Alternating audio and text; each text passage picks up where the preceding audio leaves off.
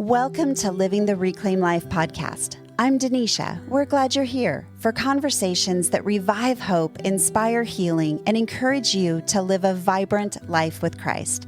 So grab a cup of coffee as we chat with today's guest. Welcome to this episode of Living the Reclaimed Life. Today, I get to introduce you to my friend, Jennifer Milbourn. And Jennifer, we're so excited to have you today for so many reasons. We have been laughing a lot off the air and just having fun. So today is going to be a very real conversation. It is. And that's exactly how it should be. It is. It is. Well, Jennifer, welcome. I'm so excited to have you on the podcast. I know we've been trying for this for a few months, so glad to finally get you on here. Yes. Thank you for having me. I'm excited. Me too. Well, I got to meet you through the Abortion Survivors Network. You were involved way before I even found out I was a survivor, which was so cool. Thank you for pioneering that road with Melissa before. And now both of us are taking this crazy adventure out into using our stories and just being out there as speakers. So I'm just excited for everybody to get to know you and get to know your heart and just what the Lord has kind of dropped in your spirit for today. Oh, thank you. Yeah, I know. It is a crazy journey that doesn't really have a roadmap with it. Yes, I would really like the 6-year plan with Excel sheets nicely tucked in a 3-ring binder. Anybody who knows me is laughing because that is what I would like. And the adventure that you and I are on in this season of our lives is not that. And there's a part of me, as much as I would love it, I think it would be kind of boring because every day is a new adventure. Right? Have you seen that meme that has the roller coaster and they're just about to go down the steep incline? And it says, when walking with Holy Spirit. And then the passengers all calm, right? I know. Yes. There's one freaking out and then the one representing the Holy Spirit's all calm. Yeah. Yes. I'm the one freaking out with my arms up ah! Me too, girl. Well, tell us a little bit about you. There's so many just life changes you're going through right now and so much that you've come through. So tell us a little bit about your story. Yeah. So my name is Jennifer Jen, and I'm 43 years old, been married for 22 years, and I have 3 kids. My oldest is 21.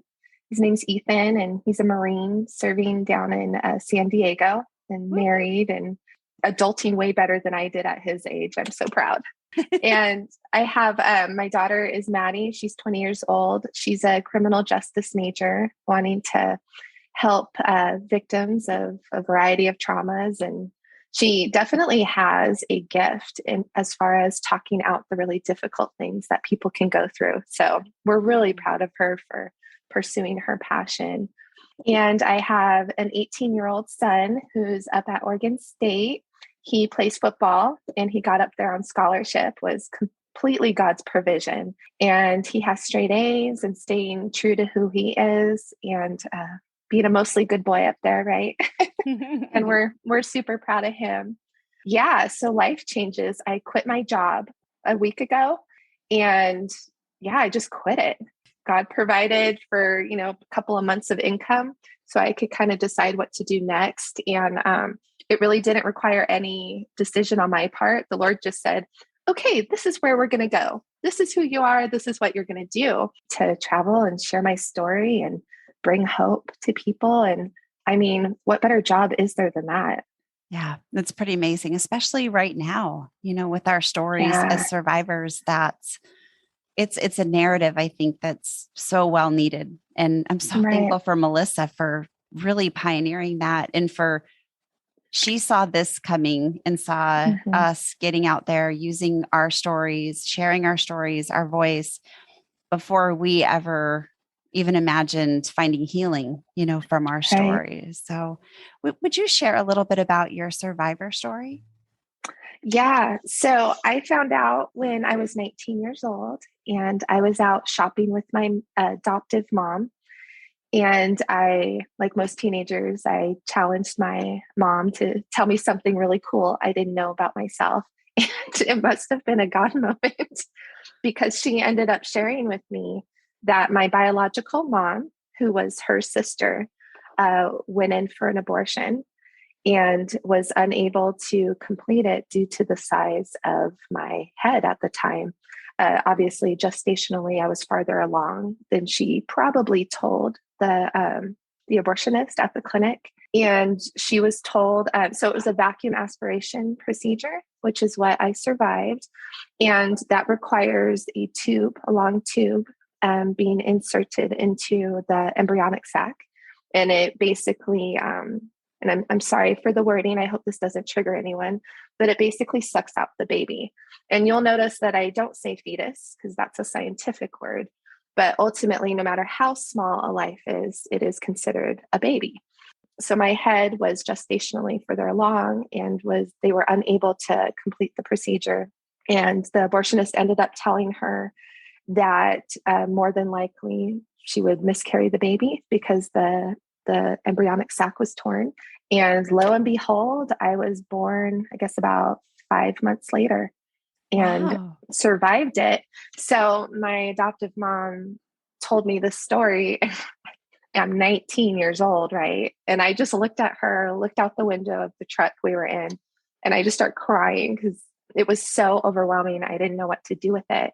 And she told me, hey, just you need to be fine with it because you're here, aren't you? Like, you get to live, so don't worry about it. And I know that can sound harsh on her part, but I think she was embarrassed that had come out of her mouth. She probably didn't think I was going to react the way I did, and wanted me to be okay. And I think as parents, sometimes we say things like that, like, no, you are okay, so be okay.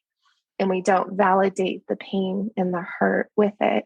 So I was an obedient child. And so I built this wall and wiped my tears, and I didn't deal with the trauma of learning that probably until my late 20s, early 30s.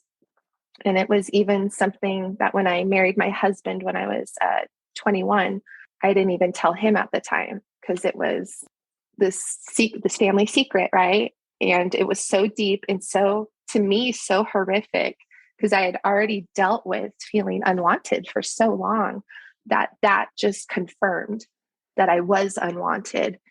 And being the positive, encouraging personality I still was despite that, at least for other people.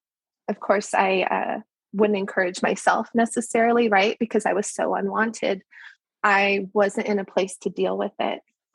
Yeah. So that was basically what I survived. And once the moment when I began to deal with it, I was at a women's prayer meeting, and my pastor, Pastor Celine McDonald, got up and started sharing her story of being adopted and saved from a family of alcoholics. And I thought, oh my goodness, like someone else is adopted. Granted, I wasn't even focused on the abortion, surviving the abortion, but even being adopted in itself comes with its challenges. And most of the kids I grew up weren't adopted, and they were raised in their families. So I still felt like an outcast and unwanted because of the adoption. So I thought, okay, Jen, it was late 20s, probably around 29 or 30. It's time to share that you're adopted, because I hadn't told anyone. And so this was like a women's group. We're all sharing our hearts. So I get up and say, yeah, so I'm adopted, and give a little bit of information regarding it. And then all of a sudden it like spilled out of my mouth that I survived an abortion. And I literally, like, my hands went up to my mouth and I went, oh, like, what did I just do? And I just started crying, and I sat down and just covered my face, and it was completely silent. I mean, I just like threw this shocking fact out there. I'm sure the women didn't know what to do with it. Right. And my pastor, Celine, just came over and just wrapped her arms around me. And that was the moment that I realized, okay, like, this is a trauma. This is something that I need to deal with, that I need to come to grips with. And so you knew the Lord then. How old were you when you came to the Lord? I was 20. 20. So in between finding out you were a survivor and then really beginning to, wrestle with it, would you say when you were at that retreat, did that kind of begin a process of wrestling with that trauma? Or it did. A lot of those emotions that I felt when I was 19, when I found out, came spilling out. And up until that point, my focus was, raising my three kids, being a wife, learning about Jesus. Who is he? What did he do for me? What can I do for him? And those, and I had felt that call of leadership as well. And so I wanted to answer that call, but I had known that there was this deep-seated pain always, like in the back, right? Like way stuffed down in my soul that I didn't know what to do with. And I think I felt that it would never be resolved, that was just my lot in life, because my biological mom didn't want me. And I was adopted within the family, but still there were so many challenges within the family, because when you have a secret like that, you're not raised as, for at least from my experience, that was always hanging over me. And it was always kind of told to me, like in little ways, like, Jenny, go away, go to your room. Jenny, you're talking too much, go away. So I had been raised by older parents who didn't have as much patience probably for someone young. And because on top of this, my biological mom was an alcoholic. So as far as I know, I don't have any physical repercussions of the actual abortion itself, but more of the alcoholism. There were just certain things resembling fetal alcohol syndrome that didn't fully develop. And part of that, I believe, is some things with my thought process and the way that I think was just a little different than others. And my emotions, of course. My emotions were kind of all over the place. So in taking all of that, at that moment when I was at that women's prayer group and I said this, all those insecurities just came flooding back and was very overwhelming. And I remember at that point, I didn't have a job. So I was home with my kids. They were my main priority. And thankfully, my husband worked and provided for us. I did a lot of crying, and it was putting my kids in front of the TV or go outside and play was a big one with us, go get a board game, just so I could process, my pain through that. And I'm curious, when that narrative, and so many of us as survivors, I know people listening might think, whoa, hold on, like survived an abortion. Is that a thing? Right? We get asked that a lot. Is that a thing? Right. That's a thing. And there's a whole lot of us, right? And one narrative that I know that flows through a lot of our hearts is that unwanted piece that you described. Yeah. And so I would love to hear a little bit about just how did Jesus's narrative over you? How did that, because I think a lot of people, survivor, not survivor, we can relate to that unwanted feeling based on the families we grew up in or circumstances in life. How did Jesus help you? How did your relationship with him help you with that unwanted narrative? So when I joined the church and got to know him and what he did for me, right? And became a Christian wife, a mom, kind of took up my role in the church as far as ministries. I felt that I was always coming up against this wall and that I couldn't get past that wall. And it was really frustrating because I would think, oh, well, it's because you're not good enough and you're unwanted. So it's okay because God will give you as much as he can because you're unwanted. I mean, the lie of being unwanted was so deep in my psyche, in my heart, that I had accepted it and was like, well, it's okay because God can only do so much for me. And so in that thought process, I'm putting him in a box and I'm not allowing him to fully flood my heart. But it really came down to this moment. I was cleaning my bathroom and I was on my knees, scrubbing the floor, right? Because I have boys and they miss and it's frustrating. And I'm in my zone, right? Today's my cleaning day and I'm going to clean. And I felt, I was listening to, worship music, which I usually do. And I felt kind of the Lord just pressing on my heart, hey, I want to talk to you. And immediately I was like, no, I'm cleaning my floor. So I start scrubbing There's spiritual moments all throughout the day. Laundry, scrubbing floors, boys, all the things. Those are spiritual moments too. It's terrible because I was just, in my zone.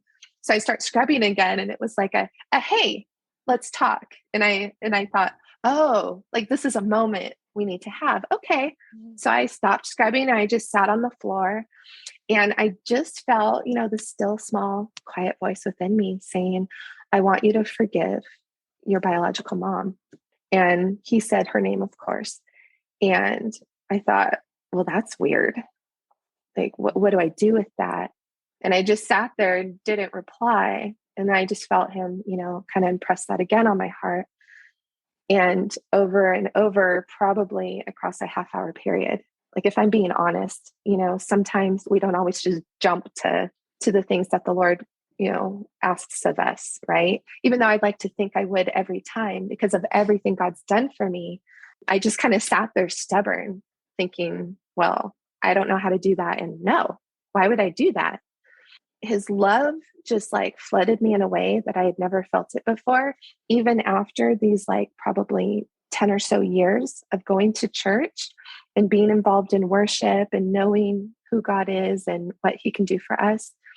And so I kind of fell on the ground, face first, and started crying. And I said the words, I forgive, my biological mom. And I'll be honest, I didn't feel a whole lot from it. It wasn't like this glorious moment of God's presence or anything. It was just like a release. Okay, I did it. I was obedient. And I thought, okay. And then I felt like, I did what he wanted me to do. And I just wiped my tears and went back to scrubbing the floor. But then the next day he came to me again and told me to say it. And it was a little bit easier. And so I did. And then it was just weeks and months of, him reminding me to say it.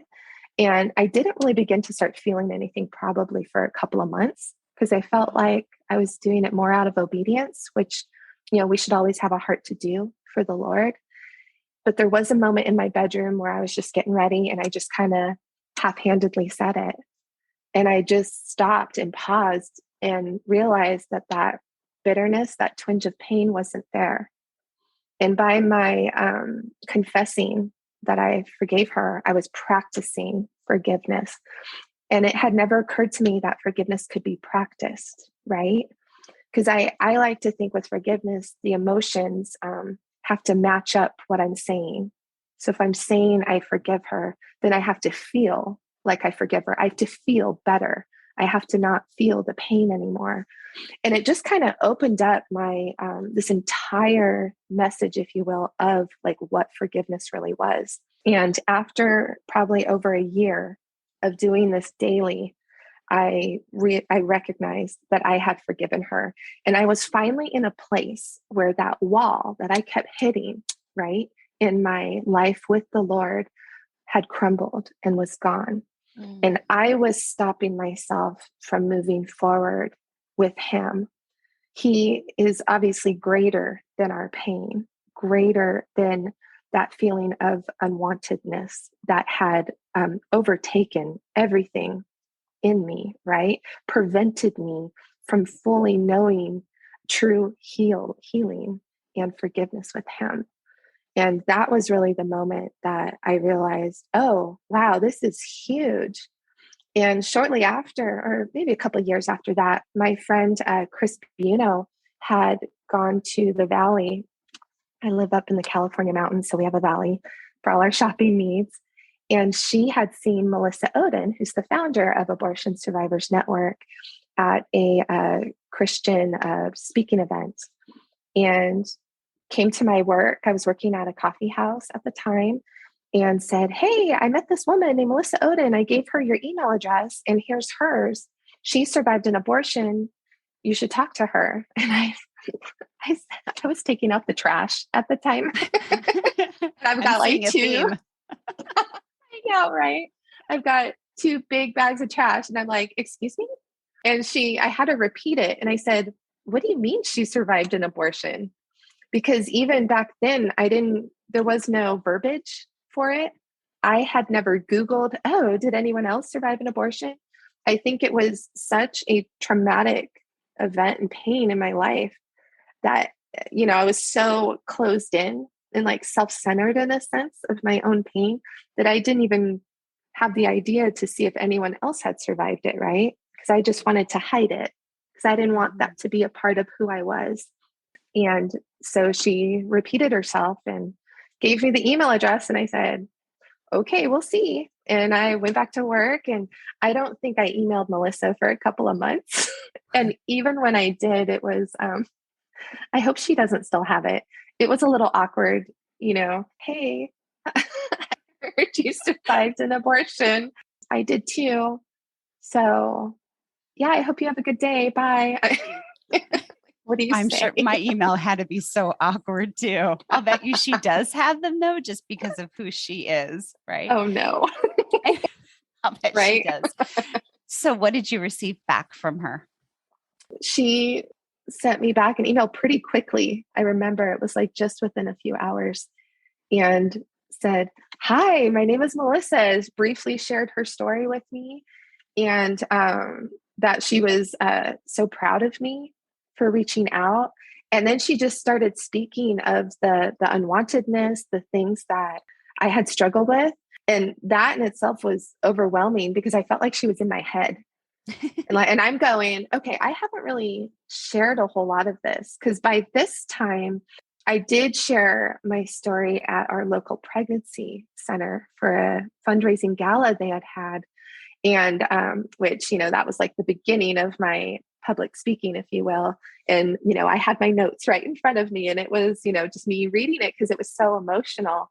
And I hadn't fully, it was just the beginning of sharing something that's so personal that tormented me for so long.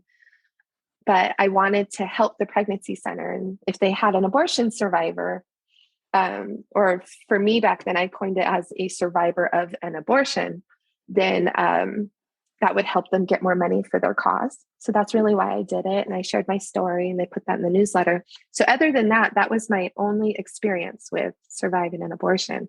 So all the feelings, everything that I had had up to that point, Melissa, wrote out in this letter. And I thought, oh my gosh, like, this is a woman I have to get to know. And that was, unbeknownst to me, that was the beginning of the Lord fully beginning to show me what my calling and purpose was. Because that was something that I desired all of these years of serving him. What is my calling and purpose? And for the meantime, majority of it was raising my children. I mean, that should be, mamas as our number one ministry, pouring everything that we are into our kids, raising each kid the way that God wants us to, right? Because they're all so different.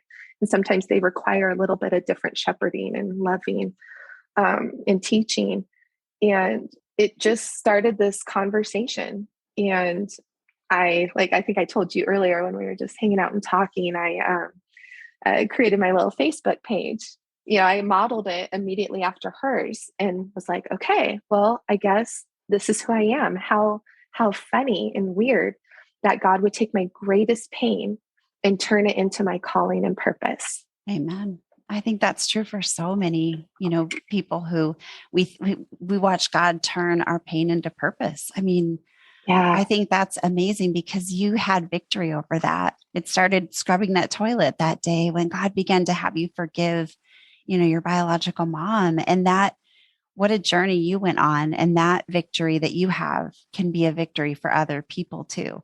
Just like Melissa was further down the road than you were, when you first reached out to her than I was when I reached out to her, that she was further down the road in her healing, in her advocacy, all of the things. And it's so neat that then she was there to reach out a hand to you and to me and to all the other survivors to say, like, I'm here and you're going to get through this. There was so much peace. The fact we got an email back from a real person, I know. not like a form email. It was genuinely, she was speaking to whatever I vomited in my email, and it was just so neat to get that, I understand what you're going through. And, it feels very small. There's over 400 of us now that we've connected with us. We know that there's tens of thousands of survivors. It's just a matter of, getting out and helping people. Like when Melissa spoke and your friend came to you and said, like, I found someone else with this piece of their story.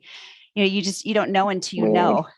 So it's a Yeah. matter of just us getting mobilized and getting out there. But I love for her to be able to say, me too. And for you to go, oh, I'm not alone in that. I have found so much healing Yeah. um, just through being connected with other people who have similar stories as I do. That's been incredible for my healing journey. I don't know how that's been for you. Well, it's funny because I go back to that moment I was scrubbing my bathroom floor. And what if I hadn't, taken that step to forgive my biological mom? Like, would I have been receptive to Melissa's email? Would I have even emailed her in the first place? Because it was such a lie, right? That had consumed me, that had me so convinced that I was unwanted. And that just like branched out into every area of my life, except with my children. Because my kids, right? They're so great. They loved me and they loved me well. And my husband loved me and loved me well. But I didn't love me. But for some reason they saw something in me. Mm. And I sometimes I just kind of, it sobers me up in a sense and like humbles me when I go back to that moment on the floor, just scrubbing. I had a choice to make. And I'm so like with forgiveness. And I think that's why I'm just so passionate about it. When we take that moment out of obedience, it can be one of the most difficult obstacles in our way of becoming fully in relationship with the Lord, right? I mean, He will come to us when we're dirty and scrubbing a bathroom floor, right? But He doesn't want us to stay in that place. And of course, we have many bathroom floors that we're going to scrub from here on out. And when I say dirty, I say that I was just living a lie. That was something that He never intended me to live. But He saved my life. And there's so many more other, little lives that it's hard for us survivors to focus on, because why me? Why us? But, He saw something in us, and there was a calling, there was a plan, there was a purpose. And I think for any survivor of anything, if we were to just turn our focus back on that pain, which is hard, but he never wants us to live in that place of trauma. He wants the best for us. And when we truly trust the Father, He opens doors. And years later, here you and I are calling ourselves pro-life speakers and Right. ministering messages of hope and Yeah. forgiveness and love. And surviving an abortion, I mean, we should just be consumed with anger and hurt. And there were moments of that, but that wasn't failure, right? Mm. Those were moments that as humans we need to process, but eventually give that pain over to the Lord. And you just never know what He'll do with you. I had no idea. I mean, I never thought, oh, surviving this abortion is going to give me a great job Right. 20 years from now, or whatever. I think like you haven't asked me to give a challenge yet to our audience, but I just have to tell all of you that no matter the pain, no matter the trauma you have in your past, if you will just trust the Lord and trust those that the Lord gives to you, that want to walk with you through those deep, dirty places, those difficult places, you never know what He's going to do with your story. There's a hurting world out there, and even more now since COVID and Mhm. all the movements, all the stuff that's going on across the US. Like there's a hurting world that we need to help. And it can be such as easy as sharing a story, telling people what you've gone through and what you did to get to that place. And one person hears it and like accepts the challenge to forgive, accepts the challenge to move forward and find counseling and find healing, or to trust a woman who says they have survived an abortion as well and that they're there to help you.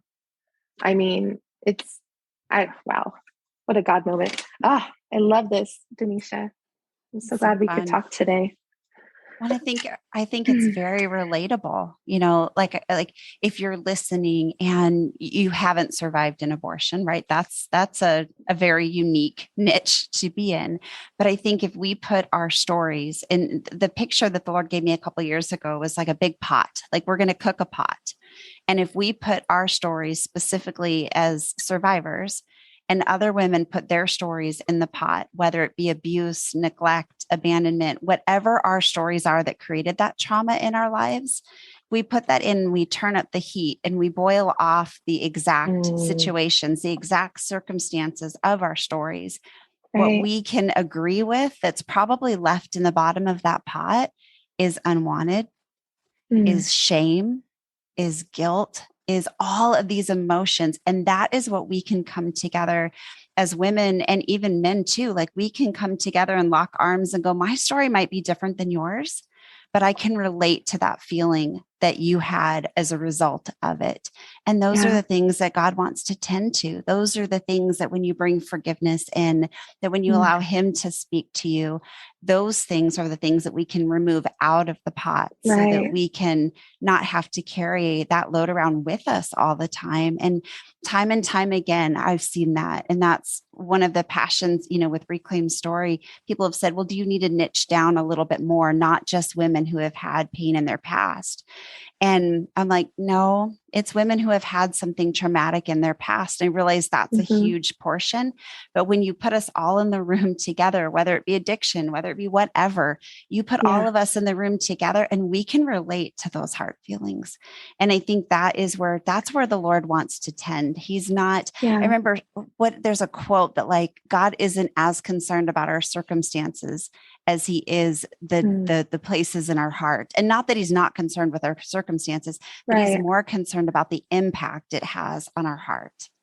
And so just tending to those together. And I love the tenderness that you had to show up each day and just be obedient and say, okay, God, I'm forgiving, her, for this. Like there's such a beautiful lesson in that. And you mentioned that you were practicing forgiveness. Yeah. That really struck me because I think sometimes we think it's one and done, or if I do that, it's going to bring more and more up in me. But what you found is the more you practiced forgiveness, the more forgiveness you stepped into and the more healing that God gave you.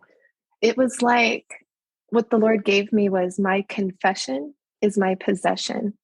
And that's something my one of my pastors at my church had preached on years ago.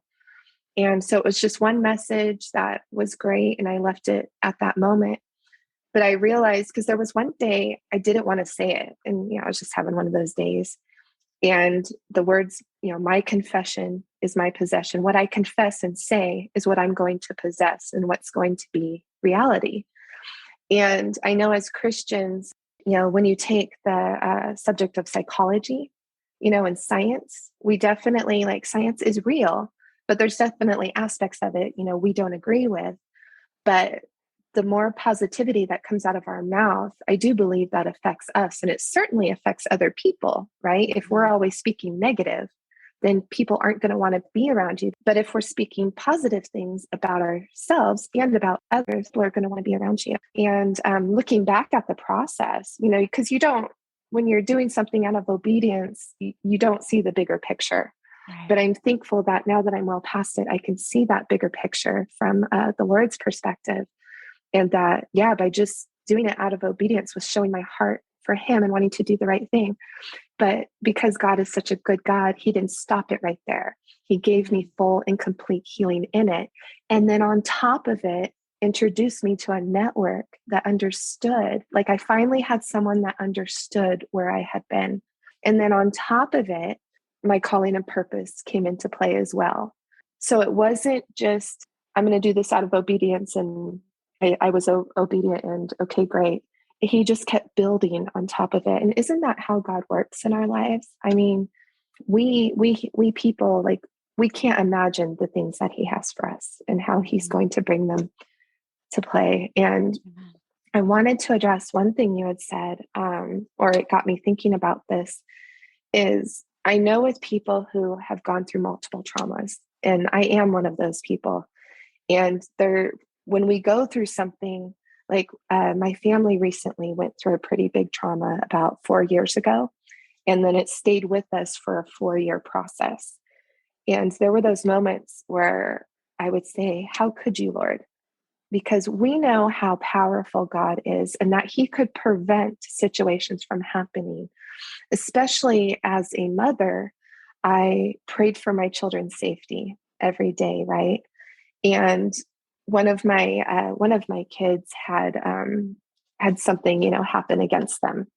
And my initial reaction was like, how could you? Like, I prayed to you, I talked to you, I was obedient in forgiving my birth mom, all these little things. Like, how could you allow that to happen? Because you didn't have to.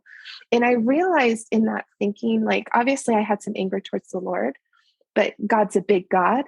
And that's okay, right? He can handle that. We're angry at him. And I think when we're honest and we show that anger to him and not try to hide it out of shame, that's an actual better place to be in, because he sees that you're recognizing he's angry at you and he can work in that, right? And over time, I realized, wow, what a distraction it is to be constantly, for me, like going to the Lord saying, how could you do this? How could you do this? Because obviously it's not God's intention to cause bad things to hurt people, right? We happen to live in a world where sin has run rampant and bad things unfortunately happen. But the goodness of God tells us that he can take that situation, that bad, painful one, and turn it around for his good. And sometimes in our humanness, we think, oh, well, it will look this way. And more often than not, it won't, because God is the God of all things, right? He sees the bigger picture. He saw us when we were in the womb, just like that tiny little speck, and he knew the greatness that would be within us. He knew the moments that we would forgive and trust him and move forward in our walks with him. And for people that have gone through those traumas, I get it. When we blame God, why didn't you stop this from happening? And I'm speaking from a person who has gone through multiple things. And today I'm only speaking of, surviving an abortion, which in itself is, wild and crazy enough. But when we take that focus off of God allowed this to happen and God hurt me, we open ourselves to a point to where it's like, okay, this happened. I can't stop it from happening. Unfortunately, our lives are going to completely change and we're going to go down a new path. But I will trust the Lord. I will trust him with my family. I will trust him, with my heart. And I will trust him where he's leading me, no matter what, right? And we can never go wrong trusting in him. But if there is anyone out there who's angry at the Lord for what has happened to them, I would tell you that in your prayer time, or even when you're on the floor in your bathroom scrubbing the floor, just yell it out to him. I'm angry at you. Why would you allow this to happen? And see what happens from that. When we are honest in how we feel, see what God can do in that. His shoulders are big enough to carry that. And he can handle that.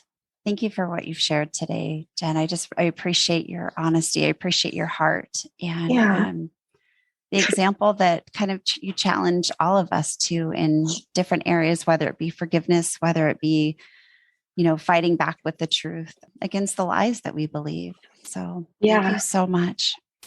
And Jen, if someone was listening and they thought, wow, I can really connect with her, and they want to follow you or connect with you outside of this podcast, how can they do that? Yes. So I have a Facebook page, Jennifer Milbourn, Vacuum Aspiration Abortion Survivor. And I am also on the Abortion Survivors Network webpage. And if there's a search bar, you just type in Jennifer Milbourn or go to the speakers tab, you'll see my picture and my story on there. So if you'd like to get a hold of me, I'd love to talk to you. She's pretty easy to talk to also. So Jen, thank you so much. Thanks for being with us today. Thank you for having me. This was my pleasure. Thank you. What an honor. Thanks for listening. I pray you found hope in today's conversation and maybe even feel a little less alone in your story. Stay connected with us on Facebook and Instagram at Reclaimed Story. Want to learn more about living a reclaimed life and how you can be a part of our growing community of reclaimers?